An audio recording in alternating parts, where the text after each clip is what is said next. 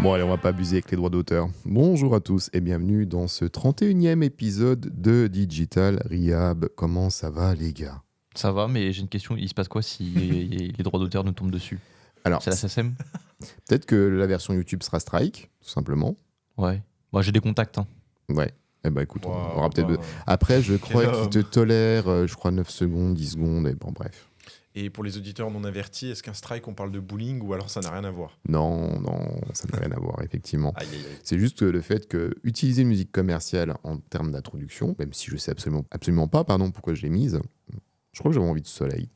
En fait, t'as pas le droit, tu dois payer des droits d'auteur. Ok, Et si tu ne les as pas payés, forcément, tu te fais Taper sur les striker, doigts. ok. déréférencer D'accord. ta vidéo. On n'a pas les Bon, moyens de bref, payer, en une plus. grosse... On les a payés, Robin. Voilà. Ah, ok. C'est gentil. On les a payés, Jérôme. Hein. À Bellini, ouais, bien sûr.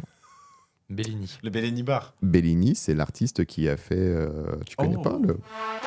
Ah non, j'avais pas son nom, mais je connais bien. Storytime, quand tu as envoyé cette introduction, parce que c'est pas une storytime, ça n'a rien à voir, c'est une anecdote. Il y a un jeu auquel je jouais quand j'étais petit sur la PS2 qui a cette intro. C'est vrai Hugo, Attends, il est si illuminé. tu parles J'ai de la plus le nom. mienne, j'ai envie de vraiment te serrer la main. J'ai plus le nom, mais c'est un truc. C'est pas un mec un petit qui court, enfin, je sais pas. Ah, je l'avais Genre pas. le premier truc qui m'est venu à l'esprit, c'était un Oui, genre c'est un de jeu. Sonic ou je sais pas quoi. Oui, exactement. On va retrouver, Hugo, on va retrouver. Un je sais Sonic-like sur Sony. Non, c'est non, pas. il y un avait Sonic. cette musique. Alors, je sais pas, du coup, Robin, si on parle de la même chose, mais tu sais, c'est un Ouais, jeu. Moi, typiquement, c'était un jeu de tennis où il y avait Vas-y, une développe. arène avec du coup les personnages Je crois que Sonic. c'est ça. Et c'est mon arène préférée, littéralement. Je crois- Avec c'est la peut-être musique, ça. et c'est vraiment.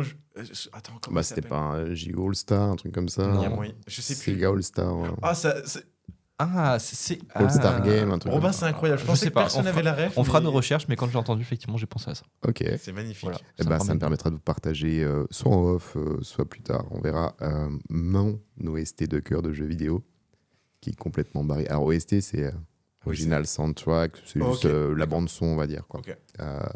Qui est Croque Canard. Ok, rien à voir avec. Croque kebab. Bien joué. Croque Canard, en fait, c'était un GTA, mais Ok. version enfant. Tu vois, avec des choses très gentillettes, il n'y avait Ah pas ouais. de violence ou des choses comme ça. Ok. Mais c'était pareil, un monde ouvert avec un petit canard. Ok. Et la bande son de ce jeu, elle est hypnotisante. Elle rend taré. Bah, même ça, c'est pas mal, je trouve. Comme tu dis, un peu de soleil, un peu de. Même moi, j'avais envie de me déhancher un peu. Ouais. C'est que ça marche. Hein. Et puisqu'on est dans les petites sucreries comme ça, souvenir Madeleine de Proust, en jeu vidéo, alors, c'est peut-être plus niche, parce qu'on parle d'une Dreamcast. Ah oui, déjà Je là, sais t'es pas. perdu. C'est déjà pas le terme. La Dreamcast, c'était l'équivalent chez Sega de PlayStation 2, je dirais. Hein. Ouais. Et il y avait un jeu qui s'appelait Chouchou Rocket. C'était des petites souris. Enfin, c'était un truc complètement... C'était multijoueur. On se mettait dessus tellement ça créait de la tension. Et la bande-son de ce jeu aussi. Et il y a Billy Hatcher. Bon, bref. Oui, j'ai des grands souvenirs avec des musiques de jeux vidéo. Mais tu écoutes la bande-son de Billy Hatcher, tu écoutes la bande-son de Chouchou Rocket ou de Croque Canard. Tu comprends pourquoi. Tu vas peut-être rappeler des souvenirs à certains de nos c'est ce auditeurs. que j'allais Ouais, dire, c'est possible. clairement. Hein. Faudrait regarder. Je vais pas être méchant, faudrait regarder les tranches d'âge. Parce que moi, j'ai pas. j'ai Bah, pas ça. franchement, Billy Hatcher, c'était GameCube, donc ça va, c'est pas très ancien encore. Mhm. Bon, c'est vrai que Chouchou Rocket, Dreamcast, bon, faut peut-être être un trentenaire pour avoir cette console dans les mains. Chouchou Rocket. Non, mais Chouchou Rocket était incroyable. Et il était gratuit, il était fourni avec la console. Bah, écoute, je propose qu'on mette des bandes son. Et comme ça Croque pour chaque Canard, intro. ah la vache, j'ai envie de brancher mon ordi pour balancer les bandes son. C'est pas ce que j'allais On se dire. fera une petite session danse juste après l'épisode. Mais tu peux te déhancher sur Croque Canard, hein, tu Ah vois, bah, c'est c'est- bien C'est groovy. loufoque. Bon, bref, on parle de quoi aujourd'hui? Bon, de tout et rien. Voilà. De la pluie et du beau temps. Surtout de la pluie. Mais Effectivement. non, tu sais que ça, c'est vraiment les darons. Hein. Oui. Ils savent pas de quoi parler. Bon, il fait beau aujourd'hui. Hein. Ils annoncent du beau. Ah, ils annoncent du beau. Oh, la semaine prochaine, ça va être mieux. Non, mais en vrai, est-ce que vous avez une idée, les garçons? Parce que moi, je me suis dit aujourd'hui, j'ai pas envie de préparer là. J'ai rien envie de faire. J'ai la flemme. On va, je sais pas, on va Sacré parler. Robin. Maintenant qu'on a certains talents d'orateur, Oh. on est à l'aise. Je me sens à l'aise. C'est-à-dire, tu te sens à l'aise celle qu'on met sur le lit ou ça n'a rien à voir? Ça n'a encore une fois rien à voir. Ah, je mais confonds, je voilà. confonds. Je me suis dit, on va peut-être parler d'un sujet assez générique ou général. Je sais jamais quel mot utiliser. Générique. Générique. On va parler du marketing des temps modernes notamment en 2024, et Ok. peut-être certaines prédictions ou ce qu'on pense, ce qu'on pense comment Bah, pour les années qui viennent, quoi. D'accord. Ok. J'ai perdu tous mes mots là d'un coup. Ouais. Nos prédictions. en Tu soi. vendais notre éloquence il y a quelques Ouais, minutes. ouais, de fou. Alors, ouais, effectivement, on peut partir là-dessus. Sans dans un délire Madame Irma, mais plutôt ta vision vis-à-vis de ta sensibilité, vis-à-vis de ce que tu peux voir, lire, vis-à-vis de ton expérience. Et même de manière générale, certaines tendances, ou même que ce soit des formats, c'est vrai qu'il y a pas mal de formats ou de réseaux sociaux qui ont émergé. Je sais pas, vraiment, bah, on parle tout le temps de TikTok, on dit tout le temps Mm. TikTok, c'est hyper récent, mais mine de rien, ça commence à dater. 2019-2020, ça a quand même Ouais, 4-5 voilà. ans. Non, mais tu regardes même Thread, le petit dernier bébé de Meta, Mhm. je trouve que, alors je sais pas, j'y vais rarement, mais petit flop, je trouve. Je sais pas ce que vous en pensez, si Non, vous je y allez suis d'accord beaucoup. avec toi, ouais, clairement. Mais j'ai pas l'impression qu'il y ait une Y a belle pas dynamique ouais, dessus. voilà ce que j'ai dit. Il n'y a pas cette dynamique qui s'est créée où il y a vraiment. Au début, on a vu beaucoup de gens rejoindre, dire rejoignez-moi, je poste ci, je poste Ouais. ça. Mais ouais, après, toi, ce que tu en penses, Jérôme, tu es peut-être plus concerné. Mais Alors, au début, tu avais une grosse dynamique de follow, follow back. Ouais. Tu Ouais, me c'est suis, je te exactement suis. ça. C'est Parce exactement qu'il ça. fallait créer ton audience. Mm. Et il y avait, pour les créateurs de contenu, tout intérêt à se positionner au plus vite en tant que avec une grosse communauté. Donc, Mm. effectivement, c'était un petit peu la course à l'échalote. Ça, c'est une vieille expression aussi. Pour avoir ces comptes qui gonflent au plus vite. Avec des pratiques un peu border. Mais bon, voilà. Ça, c'est en fonction de ta sensibilité. Après, par rapport à l'appli en elle-même, bah, je dirais que ça dépend déjà de ta vision vis-à-vis de Twitter. Est-ce que tu utilises beaucoup, enfin X plutôt maintenant? Ouais, mais déjà, premièrement, j'arrive pas à me détacher de Twitter. Je pense que tout le monde dit encore Twitter. Ouais, on va rester sur Twitter. Et Ouais. ouais, en vrai, je consomme beaucoup Twitter, mais ouais, Thread. Il y a un côté un petit peu plus gentillet Mm. sur Threads. Oui, oui, Donc oui, finalement, si tu aimes bien le côté troll de Twitter, Ouais, bah, ça ça te me va manque un bien. peu. Ça me va bien. Et pour revenir à une question d'utilisation, alors, ça reste encore assez léger, c'est vrai. Les datas que j'avais vues, c'était de l'ordre de 150 millions d'utilisateurs. Et on n'en est même pas au stade où Meta envisage de monétiser cette appli. Pour eux, le seuil avant d'envisager d'intégrer de la publicité, comme sur Insta, Facebook, etc., ce serait 500 millions. Ouais, on a encore un petit bout de chemin. Et il y a des fonctionnalités qui intègrent, que Threads intègre de manière sporadique. C'est-à-dire que tu as une nouvelle fonctionnalité récurrente, mais pas plus, une par mois, tu vois. Ok. Je pense que c'est encore un peu léger. Que si tu sors du côté créateur de contenu, mais vraiment l'utilisateur lambda comme t'as sur Facebook, il y a encore du chemin, c'est vrai. Mais je pense que ça peut avoir un beau démarrage parce que finalement, si les gens utilisent les réseaux pour raconter tu vois, leur week-end, comme beaucoup, de manière textuelle et non pas photo, eh bien, Threads, en fait, n'est pas encore noyé par la pub parce que, comme je te disais, il n'y a pas encore de régie publicitaire. Donc, tu retrouves un côté agréable à utiliser l'application pour ce quoi elle est destinée. Alors que sur Facebook, même si tu as plein de centres d'intérêt, que ce soit les événements, les choses comme ça, tu es quand même noyé, ton feed est quand même noyé de pub et c'est assez chiant, quoi, voilà, on va dire ça comme ça. Donc rien que pour cet aspect-là, moi je pense que Threads va pouvoir gagner en diffusion. Après, ils sont encore dans une notion de terrain de jeu. Je pense qu'il faut lui laisser le temps, si tu veux, quoi. Et je pense aussi que c'est plus niche. Tu vois, tu parlais de Twitter /X, ce genre de réseau par rapport à du Facebook, par rapport à de l'Insta ou même du TikTok, ça reste plus niche. C'est les gens qui veulent de l'info. Ou du divertissement par rapport au côté dégène de certains utilisateurs. C'est pas... Tu vois, moi, dans mon entourage, il y en a assez peu qui utilisent Twitter ou X. Moi, j'étais vraiment à fond dessus. Pareil, je voulais créer une audience autour de l'e-sport par rapport à une expérience associative que j'avais. Avec la bande passante des vidéos, le côté information, ce qui était historique dans Twitter, tu peux l'avoir avec d'autres applications. Reste le côté instantané. C'est vraiment le réseau où tu peux avoir l'information de manière instantanée. Donc, je pense que Threads, il peut prendre le relais sur ce côté. Je te donne l'info au plus vite, de la manière la plus efficace possible. Ça dépendra aussi de ce que compte faire Musk avec X, quoi, en fait, parce qu'il y a 55 projets qui changent toutes les semaines. Donc, je serai Mosseri. Donc, Mosseri, c'est le président d'Instagram. Ou je serai Zuckerberg, qui est le président de Facebook. Je me laisserai le temps avec Threads. Tu vois, je prends mon temps, j'intègre les fonctionnalités les unes après les autres. Je prends le temps de monétiser et je vois aussi ce qui se passe du côté de Twitter /X. Donc, je suis plutôt optimiste. Mais en toi, fait. typiquement, Jérôme, tu l'utilises au quotidien ou c'est vraiment plus tu l'as installé pour voir à quoi ça ressemblait Alors, au début, naturellement, que j'ai installé pour le découvrir. Sauf que personnellement, autant je consulte du contenu réseau, autant T'en crées pas quand on publie. j'en crée très peu. Ok. Là, ça fait 2 semaines que j'ai absolument rien créé, quelle que soit la plateforme. D'accord. Tu as besoin de pause, en fait. Bien sûr. Du coup, j'en crée pas. Et si j'en consomme, c'est toujours de manière super raisonnable. Si j'alloue 15 minutes à consommer du contenu réseaux sociaux, Threads, il est vraiment dans les derniers. Ouais, Ok. bah ouais, tu Il y aura LinkedIn, il y aura Insta. TikTok, je l'ouvre quasiment plus. Tu vois, je l'ouvre pour produire, ou diffuser les productions Riab, si tu veux. Mais après TikTok, on en parlera. C'est un peu logique Ouais, ce aussi que que je j'allais m'en dire, détourne, parce qu'il y a ouais. plein de raisons de s'en détourner. Mais voilà, non, je publie pas sur Threads, tout simplement parce que je publie pas sur les réseaux. Et si je me remets à être plus récurrent et plus productif à créer du contenu, ce sera pas tout de suite, pas sur Threads. Pour moi, Threads, sa fonction première, c'est de transmettre une info, tu vois. Ok. Comme a été Twitter historiquement.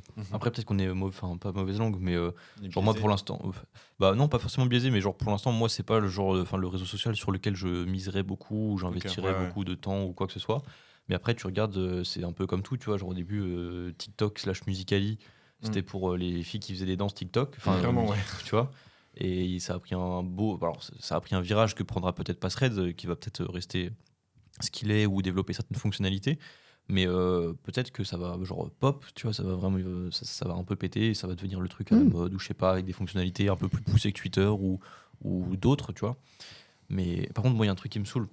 Ah. C'est alors je sais pas, Jérôme, tu vas me dire si c'est possible de l'enlever. À partir du moment où j'ai créé mon compte Thread qui est lié à Instagram, ça m'a mis mon compte Thread dans ma bio Instagram. Alors en Ouais. soi, je m'en fous, mais juste c'est chiant et j'aimerais bien le supprimer. Mais Mais je crois de pas. mémoire, tu ne peux pas. Ouais, je crois que c'est ça. Hein. C'est Ah chiant, ouais, c'est c'est un peu bête. imposé. Après, c'est juste dans ta bio, tu vois. Tu mets ton Oui, âge, c'est ton le- mail, oui, ce que bien tu sûr. veux, ton URL Ton si t'as un mail. lien. Ouais, non, mais tu peux mettre ton mail, ton téléphone, Oui, tes oui, centres oui. d'intérêt. Ouais, ouais. C'est ta bio, tu en fais ce que tu en Oui, veux. bien sûr. Mais ouais. ouais, Mais en c'est dessous, ça. tu as ton compte Threads qui apparaît. Non, parce que c'est vraiment interdépendant d'Instagram, Ouais, finalement. c'est un ça. peu. Ouais, c'est pour faire la promotion. C'est pas quoi. chiant, mais si, c'est un peu chiant quand même, quoi. D'accord. Enfin, je sais pas. Mais j'ai rien, j'ai juste Bah, rien. Et moi qui quand suis t'arrives- psychorigide, si tu veux, je me suis jamais dit ah putain, cette ligne Ah ouais, moi aussi, ça Threads, m'énerve. ça me nique ma bio. Non, tu vois. Non, ça me- me nique pas ma bio, je m'en fous, c'est pas Ouais, pour. mais c'est parce que t'as rien dessus et que t'as pas forcément envie que les gens aillent dessus parce Ouais, qu'il y a je sais rien pas. d'intéressant. Bah, c'est juste en fait, si j'aurais pu le supprimer, je l'aurais fait parce que D'accord. Si j'avais, n'importe. attention. Si j'avais, ouais, pardon. Robin l'éloquent, attends, L'éloquent, méfiance, je méfiance. suis l'éloquent. Ok. Mais ouais. Bon, bah écoute, non. Enfin, c'est peut-être le cas, mais en tout cas, j'ai jamais vu de manière de le faire. Et sur TikTok, c'est quoi que tu voulais parler? Alors, TikTok, il y a quand même plein de choses qui sont craignos, quoi. Ah oui. Bah, même Craignos. avant de parler du contenu en proprement parler, je sais pas si vous avez vu, ils font l'objet d'une interdiction aux États-Unis s'ils sont Mhm. pas Ah oui. rachetés Oui. par une autre Ouais. entreprise Ouais. qu'une entreprise chinoise. Ouais. Donc déjà à partir de là, parce qu'il y a des soupçons qu'on appelle ça d'espionnage des données. Oui. Tiens. Tiens. Et du coup, ça voudrait dire qu'il faut que ByteDance, du coup la maison mère de Proprio de TikTok, ouais. le propriétaire de TikTok, se fasse racheter par une boîte américaine. Mm. Mais, Ouais. S'ils veulent continuer à diffuser aux États-Unis. mais Bah- attends, mais c'est horrible, j'allais dire, dans le sens où. Ah, ils ont fait appel, c'est pas. Mais Mais- oui, je trouve que la décision. Après, voilà, je suis ni juriste ni quoi que ce soit, j'ai pas forcément de légitimité, mais oui, je trouve que c'est assez impressionnant Mais genre- de dire. Pour diffuser aux États-Unis, il faut que vous soyez racheté par une autre entreprise qu'une entreprise Alors chinoise. que finalement, tout ce qui est GAFAM, c'est sur le sol US. Mm, mm. Mais regarde, nous, avec le RGPD en Europe, finalement, tu pourras plus utiliser Google dans telle configuration parce que c'est Google qui héberge Bien sûr. tes data aux États-Unis. C'est un peu réciproque, c'est un peu la Ouais. même chose, quoi. C'est Bah, c'est du protectionnisme. Et c'est vrai que Exactement, ouais. autant on pourrait, on va dire, débattre de la vertu des Américains en termes de collecte de data, autant je pense qu'il y a aussi manière à débattre avec la Chine, quoi. Ouais, vis-à-vis Ah de oui, ça. bien sûr. Donc, Mais Bah, même pour finir sur le sujet, dans l'Union européenne, je sais pas si vous avez vu, il y avait pour projet de lancer TikTok Lite. Ouais. Il même- a été lancé, mais il a été éteint une semaine après. quoi. Voilà, exactement, parce qu'il y avait une histoire de C'est quoi, reward.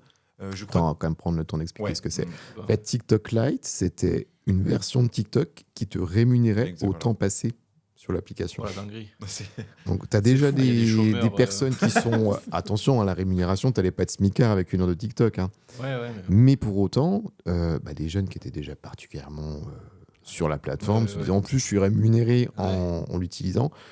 Là, c'était un petit peu too much, quoi. Ouais, tu m'étonnes. Donc je trouve très bien que ce soit parti aussi vite que c'est arrivé. Ouais. Et toi, tu parles de juridique. Moi, je pourrais parler pour les créateurs de contenu, tu vois, toujours dans une vision social media.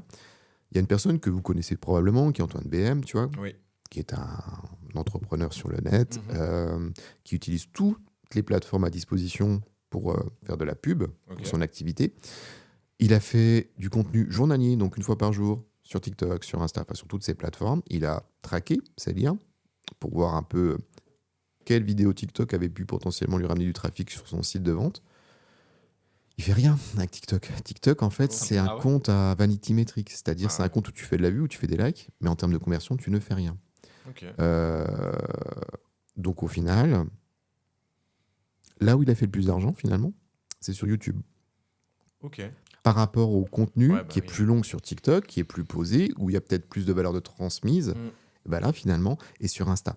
Il faisait 10 fois plus de retours sur Insta que sur TikTok, alors que le contenu était à l'identique. Mais tu parles en termes de monétisation ou alors Ouais, en de monétisation. vente de ces, enfin de vente de ces Ah ouais, c'est produits ou intéressant. ces informations. Bah en fait, tu vois, tu avais le lien inscription newsletter qui provient de tel réseau. Mhm. Et après, oui, après son tracking, il l'ajuste comme il l'ajuste. Mais si on parle de conversion, si on parle d'une inscription à une newsletter ou un atterrissage sur une page de vente, il faisait 10 fois plus sur Insta que sur TikTok. Bah ça m'étonne pas. Ouais.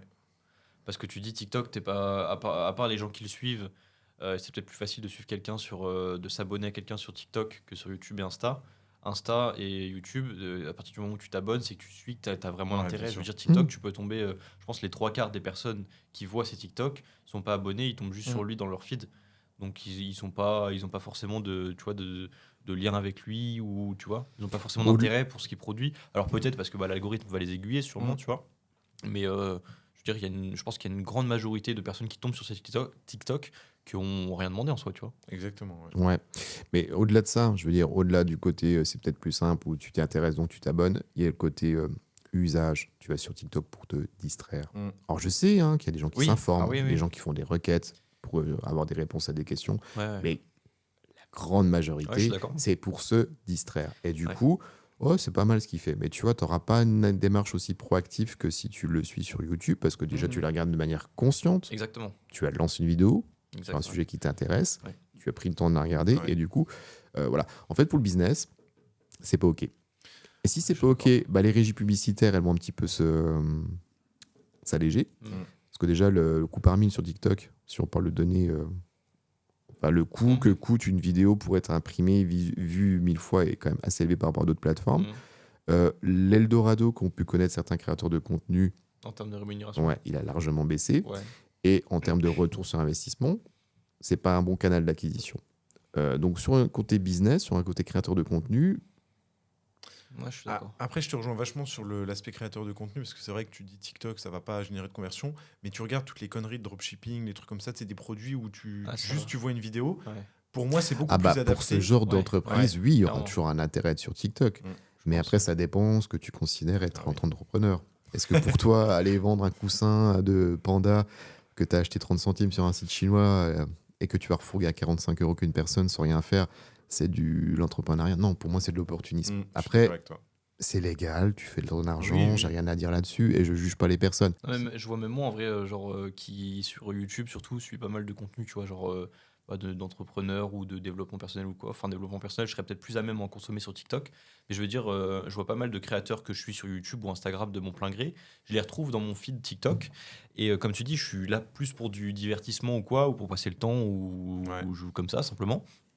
Et à partir du moment où je vois leurs vidéos, je sais pas, inconsciemment, je me dis, putain, c'est pas le canal adapté. Donc je swipe la vidéo, tu vois. Même si sur YouTube, ça se trouve, je l'aurais vu en short YouTube, j'aurais pu la regarder. Parce que justement, j'ai ce truc de... Tu vois, YouTube, moi, je consomme davantage de contenu, tu vois, entrepreneuriat, business, machin, tout ce que tu veux. Mais je sais pas, TikTok, inconsciemment, je me dis, putain, je m'en fous, là, c'est pas le moment, tu vois. Du coup, je swipe. Alors que, voilà, comme je te dis, sur YouTube, j'aurais pu regarder le short, tu vois, par exemple.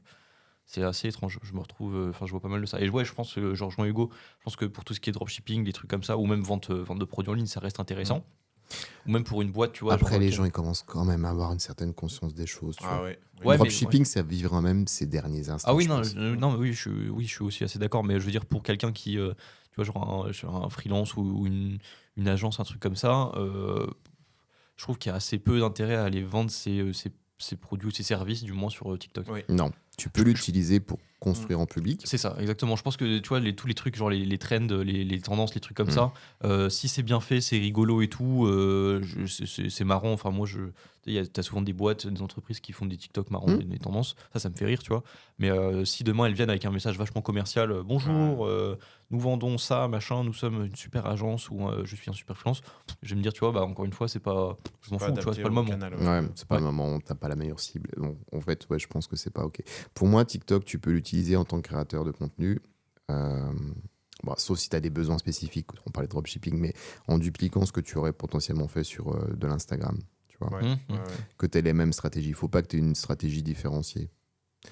Tu peux, mais encore une fois, qu'est-ce que ça va t'apporter ? Des likes, des abonnés, je te l'accorde. Mais commercialement, ça ne va pas t'apporter grand-chose. Parce qu'il y a très peu de conversion. Déjà, voilà, il y a un truc qui est fondamental. On parle d'authenticité. Ça, c'est vraiment un truc qui revient sur le devant de la scène. Donc les trucs trop produits, trop je vis ma best life à Dubaï, tout ça, ça saoule de plus en plus. Vaut mieux que tu sois sur une chaise de jardin dans ton salon. Exactement, mais c'est ça le pire, c'est qui fait 5 mètres carrés et que tu racontes quelque chose de pertinent. C'est incroyable. Parce qu'il y a une vraie volonté d'authenticité. Et puis, je pense que les gens ne sont pas dupes, tu vois. N'importe quel Jean-Michel entrepreneur qui prend son billet d'avion, qui passe 10 jours à Dubaï, qui va aller sur les meilleurs spots, faire des vidéos pour dire je vis ma best life, qui va aller louer une bagnole, qui va emprunter la montre de luxe de son cousin. Bref, tout ce côté show-off qui dit bah voilà, moi je te vends un programme pour vivre la vie que je suis en train de vivre. Même Jean-Michel Benet, il y croit plus en fait. Ouais, c'est vrai. Ça, justement, en vrai, on peut en parler. Ou même des événements récents, tu vois, ça rentre plus ou moins dans l'actu marketing, on va dire. Genre les trucs des influx voleurs, les trucs comme ça. Enfin, de manière générale, les influenceurs, et même de manière encore plus générale, les placements de produits, des trucs comme ça, à moins que ce soit des trucs vraiment nichés, intéressants, mais genre dans les 3/4 des vidéos YouTube que je consomme, genre YouTube, c'est encore une fois, moi, c'est moitié divertissement, truc tranquille, vidéo, mixem, mastube, machin, tu vois, les main caractères, on va dire, français, et moitié justement dev perso, entrepreneur, machin. Et à chaque fois que je vois une OP ou un truc commercial dans une vidéo, la touche là pour passer la vidéo. Mais oui, exactement. Ou si tu as le chapitrage, tu vois sponsor, tu la passes. Mais oui, je me suis jamais dit, ou alors ça va peut-être me revenir dans l'épisode, je vais réfléchir, mais genre il y a jamais un truc où je me suis dit waouh, j'en ai besoin, faut que j'achète. Tu vois, il y a des trucs stylés, genre le Air Up. Tu sais, les gourdes avec la fonction olfactive là. Ça, je trouve ça hyper stylé, mais ça coûte 50 balles, donc je vais pas l'acheter. Désolé. Mais ça, je trouve ça stylé. Après, je regarde des trucs comme NordVPN. Alors, pour avoir consommé quelques contenus, il y a Théo qui a fait un truc qui a été dans leurs locaux pour parler un peu de leur. Après NordVPN, tout le monde publie. Ouais, mais tu te dis comment. Moi, ce que je me dis, c'est comment avec un produit aussi peu cher, ils arrivent à être sur des placements de produits partout, des youtubeurs qui payent 20 000, 30 000, 40 000 balles la vidéo, alors que leurs produits, enfin je sais pas. Genre ok, il y a pas mal de personnes qui ont... Je me demande comment ils trouvent leur rentabilité. Je crois que Théo donnait un chiffre d'utilisateurs dans cette vidéo-là. Je l'avais vu, c'est à un certain moment, j'ai pas pris de notes, mais je crois que ça se compte limite en milliards, tu vois. Donc, oui, comme c'est si peu cher, tu vois, il y a plein de gens qui... si tu as 1 milliard d'abonnés avec 2 ou 3 euros par mois, tu rentres 3 milliards de CA chaque mois. C'est pas faux. Tu peux te payer quelques OP, je pense. C'est pas faux. Clairement. Mais moi, je pense que tu bloques là-dessus parce que, encore une fois, je te parlais d'authenticité. Si on parle d'un créateur de contenu, je sais pas, moi, qui je suis et que j'aime bien. Oui, on pourrait parler de Théo, on le suit tous. Mais je sais pas, je prends par exemple un bagnolard, un mec qui aime les voitures et qui va me proposer, je sais pas moi, un lustron, tu vois. Quand c'est lié, c'est ok. Ou un sportif qui va te parler d'un partenariat avec, je sais pas moi, Strava ou une marque de chaussures, parce que ça reste cohérent avec son écosystème. Ça aussi, ça passe. Et si c'est vendu de manière authentique ou décalé, c'est ok. Tu parlais de NordVPN, Feu Villebrequin, quand il faisait une pub NordVPN, moi je la skippais pas cette pub, parce que c'était du caviar en termes de production. Donc il y a deux aspects. Soit tu surproduis ta collaboration pour qu'elle soit distrayante et tu la regardes, soit tu la trouves authentique et alignée avec les valeurs de la personne que tu suis et ça passe. Mais forcément, si tu suis un mec en muscu et qui te parle d'une solution capillaire pour les chèvres... Mais ça en plus, alors j'aime beaucoup je regarde pas mal ces vidéos, c'est sympa, mais à chaque fois que je vois une de ces OP, il y a un peu de suspense, vous avez vu. Chaque fois que je vois une de ces OP, je trouve je me fais la réflexion, elle a rien à voir avec son audience, sa prise de parole. Ouais, après il est pas forcément niché, mais tu vois, Amixem, je trouve que chacune de ça n'a rien à voir. Genre il passe du coq à l'âne. Je consomme pas Amixem, je pourrais pas. Mais dire. Vraiment, en plus elle change tout le temps, tu vois. Enfin pareil, je suis pas assidu, je suis pas le premier à cliquer, j'ai pas en tête toutes ces OP, mais je trouve qu'à chaque fois il y en a quasiment une nouvelle à chaque fois, et c'est des trucs qui n'ont à chaque fois rien à voir, tu vois. Ouais, mais après, tu vois, pas ça je rejoins vachement Jérôme dans le fait que moi, je suis comme toi. La moindre sponsor, je vais avoir tendance à la passer. Ouais. Mais si elle est bien produite, que tu as ce côté décalé, tu sais, qui va dire. Tu sais, en fait, tu n'arrives même pas à te rendre compte que c'est une sponsor. Et quand tu comprends, tu sais, c'est tellement bien mis en scène, machin. Maintenant, tu peux plus être à te poser la question. Tu as quand même obligation d'avoir affiché sur ta vidéo. Mais tu vois, dès que je le sais que c'est une collaboration commerciale, c'est dès que tu entends un Red Shadow Legend ou un bordel comme ça, c'est insupportable. Tu passes tout de suite. Non, tandis que, tu sais, quand tu entends, je sais pas, un petit truc décalé en mode est-ce que vous avez besoin de. Enfin, je sais pas, là, j'ai pas d'exemple concret qui viennent en tête, mais le fait de l'amener de manière décalée, que ce soit bien produit, voilà, et ben ça passe beaucoup mieux. Bon, je dirais pas que je vais aller jusqu'à acheter. Mais en fait, c'est comme toi. Des fois, je me dis, comment des gens, tu vois, qui sont sur YouTube, qui n'ont pas forcément le besoin initialement, tu vois, qui sont pas conscients du besoin, comment ils peuvent arriver à acheter directement le truc? Parce que je pense que ça arrive, hein, s'ils continuent, c'est que forcément ça marche.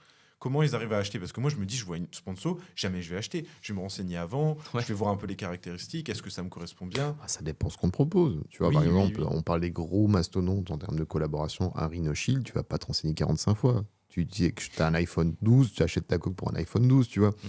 Oui, c'est vrai. Quand c'est des produits techniques, forcément, que tu as peut-être envie de collaborer. Si on te fait une sponsor sur une télé, tu as autant de gamme que tu vas prendre le temps de réfléchir. Mais pourquoi on est parti là-dessus? Je sais plus, mais je vais finir par les influenceurs. Ah oui, les je sais pas, genre, je suis trop content que ça se casse la gueule, ce truc-là. Ça se cassera pas la gueule, mais en tout cas, le côté crado de l'influence est épuré. Tu vois tellement de. Quand tu te rends compte avec tout ce qui se passe maintenant, quand tu te rends compte, tu prends un peu de recul, tu te dis putain, mais attends, mais ils avaient des millions, une audience de millions d'utilisateurs, enfin pour les plus gros, et ils arrivaient à te vendre des. Je sais pas dire des merdes, mais oups, je l'ai dit, tu vois. Ils arrivaient à te vendre des merdes comme ça. Je trouve ça trop fou et tant mieux, tu vois, ils ont fait leur argent, il y a des trucs qui ont bien marché, il y en a qui avaient des vrais projets, qui ont créé ensuite des vraies marques, tu vois. Mais t'as aussi des mecs qui, genre, des conneries, tu vois, genre, pareil, je vais pas citer de nom parce que j'en sais rien, je vais pas montrer des procès, des procès ou j'en sais rien. Mais il y a des gens qui ont abusé, enfin, je sais pas, je trouve ça fou. Ouais, c'est vrai, t'as raison. Et tu vois, je pense qu'ils auraient, certains l'ont peut-être fait, j'ai pas de nom en tête, mais ils auraient peut-être pu prévoir un virage plus tôt en se disant putain, c'est bon, je pense que ce truc-là un jour ça va se casser la gueule. Ah mais complètement. Il faut que je prenne un autre virage ou que je développe. Il y en a qui l'ont fait, tu vois, des marques ou des vrais projets ou j'en sais rien à côté. Mais écoute, pour le côté crado, il y aura toujours de la production. Ah, bien sûr. La production crado, ça va être une ligne textile faite en Chine avec des coupes approximatives vendues à prix d'or. Mais voilà, la communauté reste engagée parce que là, je vais peut-être m'attirer des foudres, hein, mais bon, quand on arrive à un stade où quand, je sais pas, moi, je vais l'appeler Tatiana Della Lucha, personnage fictif, mais qui vit à Dubaï et qui te vend le super shampoing qui te fait pousser les cheveux de 3 mètres par semaine. Qui achète ça? Il y en a. Et puis Tatiana Della Lucha, elle te vend une brosse à chiottes 2 heures après parce que sa journée, c'est 4 placements de produits à 20K. Donc elle a fait ses 80K dans la journée. Et puis après, elle va se faire dorer la pilule. Et tu te reprends en main. Tu te désabonnes. Tu te dis, voilà, j'ai eu un moment de faiblesse. T'es pas trop sévère ou critique avec toi-même. Et tu dis, non, je peux plus. J'ai plus envie de ça, quoi. La même pour les. J'ai trop la rage là. Non mais tu regardes Vite ton sac, Robin. Pareil, il y a un truc que je me demande que s'ils arrivent à vivre et ce qu'ils font vraiment des ventes justement les influenceurs Dubaï. Ils ont pas besoin de vendre. C'est en plus. Non mais les trucs en mode waouh, regardez, j'ai la meilleure vie du monde, je suis à Dubaï, Rolex. Toi aussi tu veux pareil. Tu veux pareil, je te vends une formation. Tu sais le truc basique, formation pour devenir riche, formation tu vois en IMO, des trucs comme ça. Genre tu vois tous les pimpins qui arrivent comme ça du jour au lendemain, je me demande s'ils vendent vraiment, tu vois. Genre moi si demain j'ai vraiment envie d'acheter une formation sur l'immobilier, tu vois, je vais chercher, me renseigner dans un premier temps. Je vais pas prendre celle du pimpin sur YouTube, tu vois, je vais prendre un mec qui je sais est reconnu, que j'ai peut-être déjà vu, enfin tu vois, je regarde son expérience, son historique. Je vais pas prendre le pimpin qui fait une vidéo en petite chemise un peu ouverte à Dubaï, tu vois. On passe du côté influenceur à web entrepreneur. Faut être pragmatique et logique là aussi. Tu as des personnes qui font du bon contenu. Ah oui, ça totalement. Mais pas de problème pour acheter une formation, tu vois, mais les kékés comme ça, enfin. Ces gens-là, s'ils vendent une formation alors qu'ils se prétendent experts en immobilier, déjà tu dis, mais si tu es expert en immobilier, tu n'as pas le temps de proposer du contenu à une communauté pour être lui aussi un potentiel concurrent. Tu travailles ton business. Si tu es dans, je sais pas, dans la finance, dans le trading, dans la crypto, enfin toutes les tendances que tu peux avoir pour faire de l'argent. Ou alors une agence OnlyFans, tu vois, il y a eu ça aussi. Ah la vache, ouais. Normalement, tu es focus sur ton activité. Tu ne vends pas une formation si tu n'es pas successful sur cette activité en question. Ouais. Après, je veux dire, c'est de l'argent facile. Facile, il n'y a pas forcément d'argent facile, je pense, mais c'est plus facile. C'est clair que tu crées quelques vidéos, vois, un peu de contenu, quelques PDF, tu mets ça sur une plateforme de formation, on pourrait parler de, je sais pas, Podia ou une autre. Ça t'a pris quoi ? Allez, 2-3 semaines en création de contenu, tu mets ça, tu fais des petites pubs sur Facebook. Dès que tu en vends une, tu mets 80% de ton chiffre d'affaires en pub et ça augmente et c'est passif. Et même si ton contenu il est à chier, au pire, tu as un satisfait remboursé et tu peux rembourser si tu es intègre et éthique. Mais en même temps, si tu proposes un contenu à chier, c'est qu'en termes d'éthique, t'es pas ouf. Soit tu as rien à foutre. Les avis, c'est des avis fictifs. Bref, tu peux faire de la saleté de A jusqu'à Z. Mais n'importe quel clampin qui prend 3 semaines à travailler sur une formation peut générer de l'argent. Il sera peut-être pas millionnaire vu que le produit est merdique, mais il peut. Ouais. Mais après, tu vois, comme disait Robin, je sais que je suis exactement dans le même cas que lui. Moi, je vais avoir tendance à me renseigner avant, à me dire, à regarder beaucoup de contenu gratuit. Je sais que moi, je fonctionne beaucoup comme ça et c'est le modèle la plupart des funnels. Tu vois, ça va être du contenu gratuit, newsletter, contenu semi-gratuit et puis après, tu vas passer sur la formation. Mais je sais pas, en fait, je comprends pas. J'arrive pas à intégrer. C'est un peu comme les sponsors, les gens qui vont se dire, OK, je viens de voir une pub d'un mec qui est en chemise à Dubaï en haut d'une tour. Allez hop, je vais m'acheter sa formation pour devenir riche. Tu sais, ce qui fait que ça marche, c'est ton émotionnel à l'instant T. Il y a des moments dans la vie, tu as des périodes de down, tu vois, tu peux avoir une rupture affective, tu peux avoir un décès ou tu peux avoir des problèmes de trésorerie. Et tu penses qu'il y a une solution miracle qui est à portée de main. Et là, tu entends un message qui, dans un jour différent, t'aurais dit, mais c'est encore un vendeur de rêve, ce con. Et bah, tu as envie d'y croire. Parce que tu es dans une solution de détresse. C'est facile de jouer avec un certain niveau de pertinence, d'éloquence. Et de manipulation sur le mental des gens. Ok. Oui, mais déjà là, et puis regarde, on parle entre personnes qui travaillons dans le marketing, il y a ça aussi, c'est vrai, qui connaissons les ficelles. Jean-Michel Plombier, qui rentre le soir après sa journée. Alors normalement, s'il est plombier, c'est un travail manuel, il est censé s'en sortir. Bon, alors Jean-Michel Usine, j'en sais rien. Je dis beaucoup. Qui rentre chez lui, qui ramène son SMIC, qui se tue à la tâche. Qui tombe là-dessus, ça va pas trop bien avec sa femme, ses enfants, bref, il tombe là-dessus, il peut plonger, il peut y croire, il peut dire. Pas mis à la place de quelqu'un qui. On n'est pas aussi candide et lucide, non, plutôt candide qu'une majorité de personnes. Et c'est pas pour se donner un statut supérieur, c'est juste une question de métier. Vu qu'on est là-dedans, on voit comment ça fonctionne, tu vois. Comme un boulanger, je sais absolument pas comment ça se passe en arrière-boutique, tu vois. Oui, c'est vrai. Encore une fois, il n'y a pas de condescendance dans le discours, mais après, je pense que pareil, leur cible, c'est pas. Je sais pas. Je me dis, ma mère, elle n'irait pas acheter une formation. Comment devenir. J'ai un super cas d'école. Ah, vas-y. On t'écoute. Vous avez peut-être entendu parler de David Michigan. Oui. Oui. Alors, oui, tu vas. J'ai pas. Jérôme. C'est un cas d'école. Je te montrerai. Ok. C'est un mec qui a mis une énergie énorme à travailler une marque personnelle. Ok. Shooting pro, 4 coins du monde, avec une équipe, des photos hyper léchées. Des couvertures de magazines payées, tu vois, des trucs où tu te dis waouh, tu vas sur son Insta, je crois qu'il a 21 millions. Et tu regardes ses productions, t'as 3 likes, t'as 2 commentaires. Tu te dis ouais, déjà c'est bizarre. Ok. Ce mec s'est construit une marque, il a travaillé un personal branding pour vendre des formations de tout et n'importe quoi. Te sens mieux, fais plus d'argent, gagne en magnétisme, améliore tes performances sexuelles. Enfin, t'as vraiment un package de formations dans tous les sens. Tu te dis, mais c'est quoi ton expertise si tu me vends tout et n'importe quoi ? Sur un site de vente qui est absolument crado, et avec des méthodes commerciales encore plus crado. Il a toute une équipe de closers, et tu as des tas de personnes en détresse sociale qui ont acheté leur formation. En plus, on te permettait de payer en 8 fois, en 10 fois. Le truc... avec du closing de plus en plus agressif. Tu n'as pas payé, tu dois de l'argent et tout. Et il y a eu des vidéos off où ils montrent vraiment Enfin bref, c'est crado. Pourquoi j'en ai parlé ? Parce que voilà, c'était le super exemple du programme pourri. Mais alors, ce que je comprends pas, c'est l'énergie qui a été gaspillée et l'argent mis pour une marque personnelle aussi qualitative pour au final faire des trucs aussi crades. J'espère qu'ils ne tombent pas dessus. Je pense qu'il y a des tas de personnes qui ont tombé dessus déjà. Tu vois, tu parlais de créateurs de contenu français. Il y en a un que j'aime bien, c'est Babor l'éléphant. Babor. Ouais, son blaze est bizarre. Ouais, et il avait fait toute une investigation sur Michigan. Et, on peut regarder.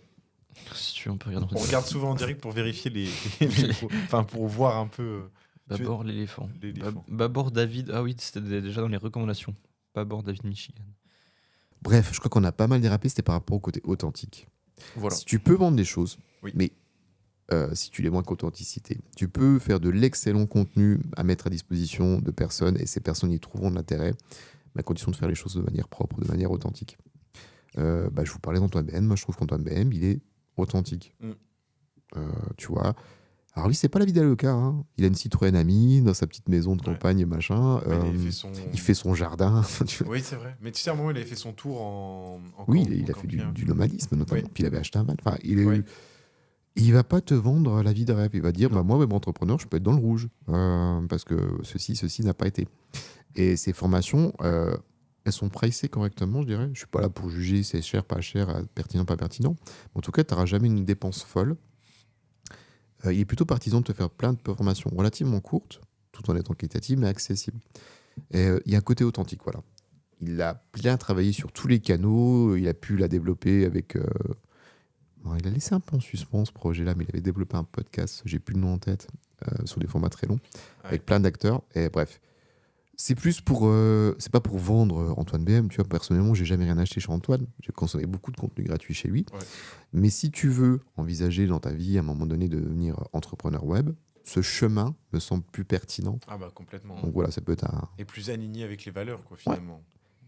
Mais tu verras que tout va bouger dans ce contexte-là. Le prédicteur. Non, mais... Il annonce. Sans être technophile, tu vois, on va pas parler de Web3 ou de blockchain. Les réseaux sociaux, à un moment donné, pourront se décentraliser.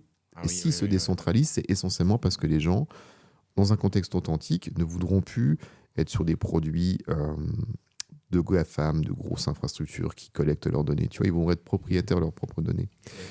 Je pense que c'est ça qui fera que le social aura sa place dans le Web3. S'il a sa place, c'est uniquement sur ce côté, je deviens propriétaire de mes datas. Et ok, je peux voir de la pub, mais... une pub plus ciblée. Et c'est pareil, la publicité, je pense qu'elle pourra évoluer avec l'IA. Bien sûr. Oui. On en parlera une autre fois de ça. Oui, parce que ça, c'est un gros sujet. Hein. Tu penses que les gens vont se dire, vont avoir cette réflexion de ok, ça m'intéresse, je vais basculer sur du Web3 parce que j'aurai mes données. Je pense que les gens, c'est pas qu'ils s'en foutent, tu vois, mais si c'est sexy et si c'est simple, oui. Ouais. Parce qu'en soi, tes données, oui, je suis d'accord. Non, mais tu regardes, il y a de plus en plus la problématique. Même toi, tu en parles souvent avec les cookies, les choses comme ça. Tu vois, on voit de plus en plus de personnes qui vont avoir tendance à refuser les cookies. Chose qu'avant, tu vois, on se disait même pas. Tu venais sur un site web, tu voyais accepter les cookies, tu sais même pas ce que ça implique. C'est ça, je pense que. Nous, on sait parce que, pareil, encore une fois, on travaille dans le domaine. Mais on demande à nos parents, à nos amis ou quoi que ce soit. Je pense que, tu vois, même moi, il y a quelques années, quand je savais pas, je me disais parfois, je mettais non. Je savais pas ce que ça changeait de mettre oui ou non. Et en soi. Je pense que ça changeait pas grand-chose. Voilà, ça change pas grand-chose, tu vois. Enfin, nous, marketeurs, on est contents. Vous, ça change pas. Enfin, je veux dire, waouh, il y a pas. Demain, vous n'allez pas vous réveiller avec le FBI parce que vous avez mis oui, j'accepte les cookies. Enfin, ça change rien, quoi. Oui, mais tu vois, c'est de plus en plus remis en avant sur la table. Même là, avec Google, tu vois, c'est même toi qui m'as expliqué. Si tu configures mal tes cookies, après, derrière, dans l'analytics, tu as des mauvaises remontées. Tu vois, il y a ce côté marketeur dans le sens où les données, elles vont moins bien remonter. Et tu as ce côté utilisateur qui est beaucoup plus à se dire, OK, je fais hyper attention à mes données. Tu sais, il y a plein de reportages, et j'ai regardé encore il n'y a pas longtemps, où le gars, il se dit, bon, bah voilà, là, maintenant, je vais extraire tous mes données de Facebook ou autres. Et tu te rends compte que le truc est démentiel. Et que il accumule des données. Et moi, je pense vraiment, comme l'a dit Jérôme, et je le rejoins vraiment là-dessus, que plus tard, les gens ils vont vraiment être centrés sur leurs données et se dire je veux que mes données m'appartiennent et je veux plus les donner à droite, à gauche et faire attention à tout ça. Tu vas être propriétaire de... De toute façon, je pense que ça va prendre un certain temps, je pense, assez long. Mais de toute façon, ça va forcément... Tu vois, c'est comme un peu la crypto, genre à partir de... je sais plus qui, Théo qui en parlait encore une fois, il disait à partir du moment où ta mère, elle en entend parler, c'est qu'il y a une bulle ou un truc comme ça. C'est trop tard, Là, je pense que, tu vois... déjà, tu as eu tous les trucs de effectivement Web3, crypto, je pense que... je vais vraiment parler de blockchain, en fait. Parce que la crypto, ça reste économique, financier, trading, etc. La blockchain, tu peux avoir une utilisation sans la moindre notion d'argent ou d'économie. En fait, c'est juste... quelque chose qui n'est plus propriétaire d'une entreprise, mais qui est universel et décentralisé. Ouais, mais c'était pas pour ça, c'était genre pour faire le parallèle justement avec les cookies. Je pense que de plus en plus, avec les réglementations ou quoi, les personnes qui ne connaissaient pas forcément le RGPD ou la protection des données, ou qui s'y intéressaient pas forcément, ça va peut-être pas devenir leur hobby principal, mais je pense qu'ils vont de plus en plus en entendre parler, et donc peut-être se sentir concernés par le sujet. Et alors ils vont pas changer, je pense, une majorité ne va pas changer du jour au lendemain en disant waouh, c'est dramatique, je supprime tout. Mais au fur et à mesure, tu vois, je pense que ça va augmenter, de se dire ah bah ouais, justement, j'ai peut-être beaucoup d'informations sur Google. Ça peut commencer par, je sais pas, je fais retirer des photos ou des trucs comme ça, des infos de moi sur Internet. Et puis voilà, je pense que ça va se faire au fur et à mesure. Je pense que ça va être assez long parce que bah voilà, je te dis, je pense que encore une fois, l'exemple, je reprends ma mère. Je pense qu'on s'en fout s'en fout d'accepter les cookies ou des trucs comme ça, tu vois. Je pense que les cookies c'est utile pour toi aussi. On va être objectif. Ok, le fait que tu les acceptes, ça donne de la formation au site que tu visites, ça permet du tracking, ça permet de l'analyse. Mais pour toi, admettons, regarde ton historique YouTube. Si tu consommes YouTube, si tu as déjà connecté un compte à YouTube, parce qu'il y a beaucoup de personnes qui vont sur YouTube sans même être connectées, ce qui est quand même dommage parce que vous perdez pas mal d'avantages. Créer des favoris, etc. Enfin, moi, je sais que maintenant, quand je vais sur YouTube, je ne lance que ma liste de favoris. Je ne regarde pas ce que me propose l'algo. Mais si jamais j'ai épuisé ma liste de favoris et que je vais dans l'accueil, le fait que j'ai autorisé du tracking avec l'historique, etc., ça me permet d'avoir des recommandations vraiment pertinentes. Mais toi, tu connais ça. Pareil, les cookies, il y a deux types de cookies. Pareil, on va pas refaire un cours dessus, mais les cookies, ce qu'on appelle les cookies first, première partie, ça va être par exemple sur un site, ton panier. Typiquement, tu viens sur un site, si tu acceptes les cookies, que tu fais un panier sur le site, tu quittes le site, tu reviens 2 jours après, normalement le site se souvient, ça dépend de la configuration, mais se souvient que tu as fait un panier. C'est idéal. Mais oui, c'est super. Mais je veux dire, les 3/4 des gens ne savent pas que ça provient des cookies. Enfin, peut-être pas les 3/4, la moitié des gens ne savent pas que ça provient des cookies, tu vois. Donc, non, puis même pour le côté business, je trouve que c'est pas inutile parce que quitte à avoir des pubs dans une application, autant qu'elles soient plus ou moins alignées avec tes centres d'intérêt. Je suis d'accord, Parce que si tu vois une pub de menuisier alors que tu n'as absolument rien à foutre de la menuiserie, ou alors d'une piscine alors que tu vis dans un appartement miteux, c'est frustrant, tu vois. Oui, bien sûr. Autant que ce soit des produits alignés avec ce qui t'intéresse et ce que tu peux te permettre au final. Mais oui, ok. Bon, voilà, est-ce qu'il y a d'autres sujets qui vous passent par la tête ? Il y en a plein. On a parlé beaucoup de social media. Il y en a plein, c'est vrai. Après, si on fait du free talk et qu'on reste généraliste, je pense que social media, ça parle à tout le monde. Parce que tout le monde utilise les réseaux sociaux. Bien sûr.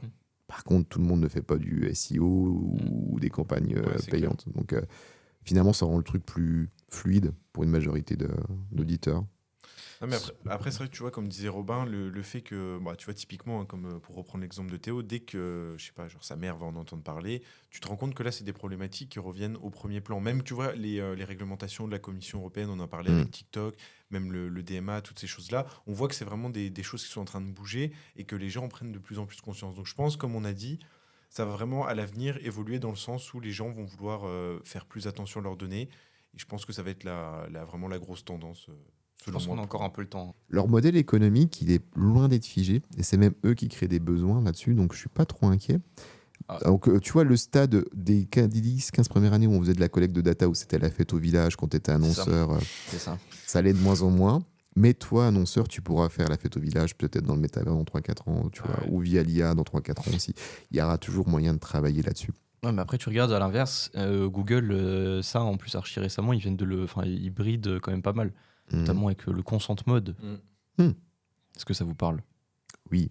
Grâce à toi. Mais oui, non, mais oui, c'est ça. Mais en vrai, ça, c'est un sujet qui peut engendrer beaucoup notamment de perte de données.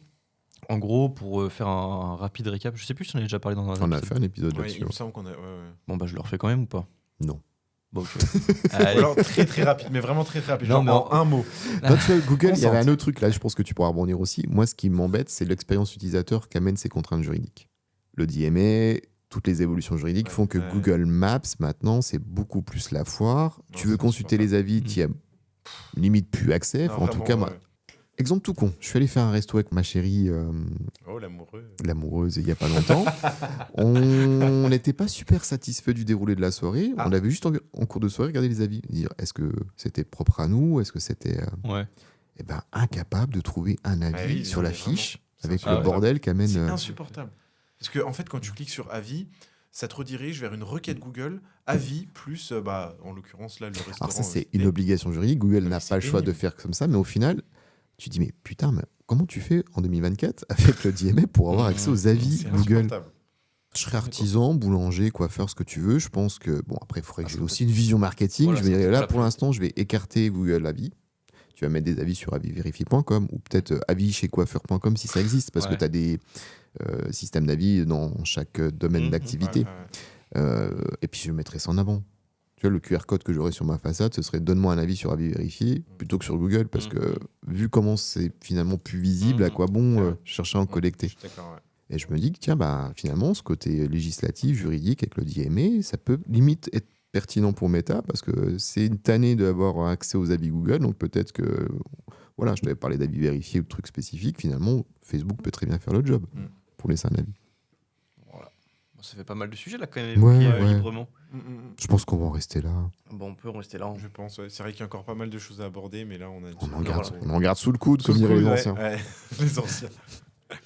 Allez. Est-ce qu'on peut le mot de la fin? Ah, putain, avec tout ce qu'on s'est dit. Ah, j'aimerais bien un petit mot de la fin. On peut. Authenticité, pour moi. Ah ouais, c'était sûr. Propriétaire, puisqu'on a parlé des données. Là, en plus, c'est un mot sérieux pour une fois. Être propriétaire de ces données. Est-ce que tu dis ça parce que tu es propriétaire? Je suis propriétaire terrestre, effectivement. Et également d'une étoile, du nom de Paco. En référence. Tu as acheté une étoile? Oui. Tu as acheté une étoile? Oui, j'ai acheté une étoile. On t'a offert une étoile. On m'a offert une étoile. Voilà. Il s'est fait avoir sur un vieux site de dropshipping. Mais les gars, j'ai vu un reel sur Instagram, ça a l'air super, j'ai acheté une étoile. Moi, je vais dire un flux voleur. Ah oui, bien joué. C'est vrai que t'avais pas mal insisté sur le côté frustrant de ces personnes. Et que t'étais énervé. Ça va mieux. Après, c'est bien, il y en a qui roulent en Ferrari, c'est bien. Allez, la bise, on vous dit à bientôt et on vous souhaite une très très belle journée. Et pour que la journée soit belle, on va remettre un petit peu de festif. Bisous bisous.